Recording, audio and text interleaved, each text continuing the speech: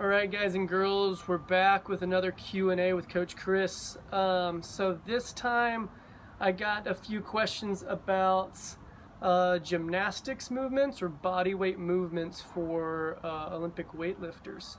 So this is a good category. This is right up my alley. I was a gymnast and gymnastics coach for many years before I went into weightlifting. So it's something that I utilize a lot, which I'm assuming that's why I also got the question. So when we're talking about body weight movements or gymnastics movements for weightlifters, we got to remember that we're not trying to necessarily make them better at body weight movements or gymnastics movements. We're trying to make them better weightlifters. So we really have to kind of condense what we're doing to make sure that it's transferring over as best we can to weightlifting. So I kind of break this up into a few categories, and then this almost always goes into kind of like accessory work. But the categories are going to be like lower body, core, and upper body. Now each one of those things mean very different things as far as what we're trying to develop. And I'll go into detail on each one here in just a second. But when we're talking about lower body, we're not really trying to develop a whole lot of strength there because it's nowhere near the capacity of or the load of like a heavy clean or a weighted squat or anything like that. So there we're primarily trying to work on imbalances and mobility and rehab. With the upper body, there's not a lot of upper body exercises or strength training movements that are utilized that much in weightlifting. So with our upper body, we do kind of use it for trying to develop some of the upper body strength. And we can do it without having to put as much load onto the body or onto the core by kind of using those body weight exercises. So we can utilize the body weight movements, the gymnastics movements for upper body strength. We're also going to utilize it for the mobility of the upper body and working out those imbalances too. So we'll go into some of my go-to exercises for that. The upper body though is developed a lot more with, there's a lot more complexity involved. The thoracic and the upper back and the shoulder blades and the shoulders can move a lot more than kind of like your hips, knees, and ankles. So we can do a lot more complexity with the upper body too to help kind of work out some imbalances and create a really strong shoulder for holding stuff overhead. And then the core is obviously important. Again, you're usually getting a lot more core stimulus, sometimes with heavy squats and things like that. So you do want to think of the core as kind of activation, making sure that it knows really how to stabilize, how to stay strong, how to support weight, how to resist rotation and things like that.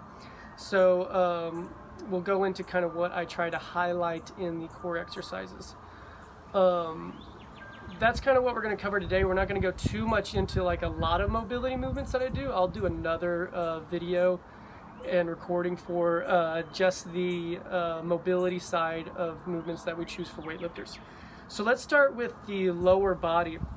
So like I said, most of your strength training is going to come in the form of your barbell movements with the lower body. So we don't really need to do a whole lot more strength exercises.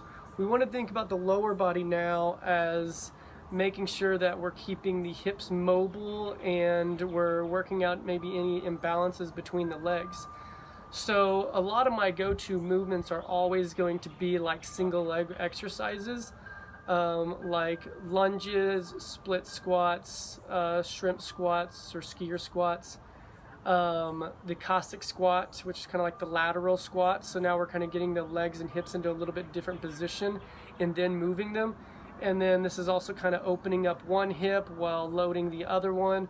So the goal is to try to make sure that we can kind of get both sides moving somewhat symmetrical and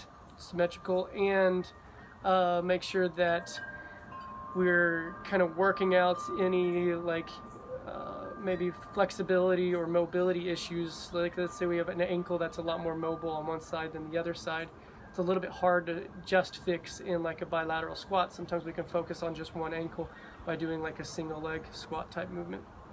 And then I use it a lot for combining that with like rehab type exercises. So I like step ups, but even more I like eccentric step downs.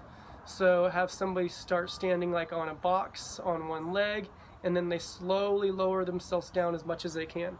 So this is good because, again, we're creating a lot of stability on each side. So if one side is a little bit less stable, it's going to kind of force stability on that side. So hopefully we get a little less shifting in our squat exercises. We kind of teach one side to really fire and stabilize. The other thing we're doing with like those eccentric loadings is we're kind of rehabbing the knees as well. We're getting a lot of blood flow into the knees. That slow and controlled movement down, also sometimes down and back up, is really good for people who might have like the knee issues, the achy knees, or the tendonitis thing, those types of things going on. So with the lower body, you want to, or way I look at it is we're kind of just taking it as a way to move the lower body in more ways than just the pulling positions and squat positions. So that way we're kind of working out some of those imbalances. Things aren't getting too overly developed, or usually those wear and tear types pains are from repetitive movement. So we can kind of vary up some of that repetitive movement by doing some other exercises. So now let's go into the upper body and how I use the upper body for weightlifters. The upper body I really like to use to develop a little bit more strength. A lot of the strength movements that you typically see in strength and conditioning for weightlifters is pretty much just like the push press, the press, maybe some snatch pressing type exercises, and then like some rowing type movements. So a bent over row or something like that. So very, very limited. So I like to use the body weight movements. So we do some other like dumbbell work and kettlebell work and stuff like that. But I like to use the body weight movements to really try to develop the upper body. And what I also like about this demand we can put on the upper body is we're also not putting a barbell back on our shoulders or on our back to do that. So with a bunch of heavy push presses, we also have to factor in that we've got weight on the spine again. So we can do, so kind of my go-to movements are always going to be, these two movements will always be in the program, are going to be pull-ups and dips. I like them a lot because they're really, really good at developing strength and overall strength, but they also counter a lot of the weightlifting movements that we're doing. So if we're constantly pressing overhead and pushing overhead, then to really avoid some overuse injuries and wear and tear, we want to make sure that we're doing the opposite and pulling from overhead. So that hanging from a bar and pulling down is going to be great counter to that holding something and pressing up. So the pull-up is always going to be a big one. And then we do have a lot of weightlifters that can't do pull-ups, but we've got variations that we use and progressions that I have that you can also find on the YouTube channel. It's under like pull-ups, either beginner to advanced or progressions. And that's a great way to get everybody to kind of start doing those movements, even if they're nowhere near, or if you've got like a super heavy who's probably, having never going to develop a pull-up, but we can still do some of those types of exercises. What we don't do with pull-ups is bands, and I'll get into something else with that a little bit later. The other go-to is dips. The reasons why I really like dips is, again, similar to kind of that countering pressing overhead. We want to make sure that we're doing the opposite and pressing down. There's also there's a lot of room for pressing out, and we do use push-ups and sometimes bench press and stuff like that. But again, talking about something that I'm going to have in the program all the time is going to be the dip. And that's for not only to develop the arms, the shoulders, the upper back, and the chest and all that as far as strength goes, but it's also very, very important to get some shoulder extension work. So we're constantly reaching in front of us and reaching overhead, but we're not doing much of is reaching back behind. And having a lack of shoulder extension can be a big issue with shoulder pain. If the shoulders are always wanting to be pulled forward, then we're going to eventually kind of start getting some of that achiness in the shoulders. So what the shoulder extension does is it helps really pull everything back. And then when we're doing dips, we're in that shoulder extension movement. So we're getting kind of that, multiple benefits by doing an exercise like that, because not only are we developing a lot of the upper body strength, but we're working out a lot of those imbalances and keeping the shoulders very, very mobile. We've got this full range that we can move through, and we have a lot of strength in those full ranges. So the two exercises that I'll never pull out of the program are going to be pull-up type movements and dips. Now there are room for a lot of other body weight type exercises that we can utilize, and some of that goes a lot more into like the mobility area, but those will always be in the program. Those are my two go-to, so they're going to be the main ones that I cover today.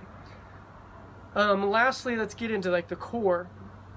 And there's always a lot of controversy about core and different core exercises too when it comes to weightlifters. So like I said earlier, we want to think about the things that are primarily going to be best for weightlifters. There's lots of different types of core movements, but the ones that I'm usually always going to highlight is going to be stability type exercises, because we want to teach the body to brace and be able to stay braced while under load and very dynamic movement like the snatch and the clean and jerk. While we're moving, we still want to be able to brace. So unlike sometimes just like a squat where you can brace and be set before you even start the movement, you can do that in the snatch and clean and jerk, but you're also having moments where you're pulling on the bar and now the bar is about to hit you in the shoulders, and your body has to be able to react to that and brace quickly. So bracing type exercises are going to be the ones that are always in the program. Now I do other core movements periodically in the program because I think it's important to make sure that we utilize the whole core and develop the whole core, and that we maintain some form of mobility of the spine too. So always being stuck like in extension can also cause some issues later down the line.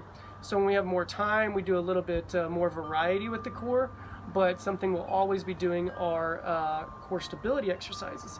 Now you can also think of these in a couple different categories. One is where you're not moving and you're stabilizing the core. So something like a plank, a side plank, those are really, really good. A hollow body hold, something like that, where you're just locking down and then you're holding that locked down position for either amount of time, or you can load it by adding some weight to the body.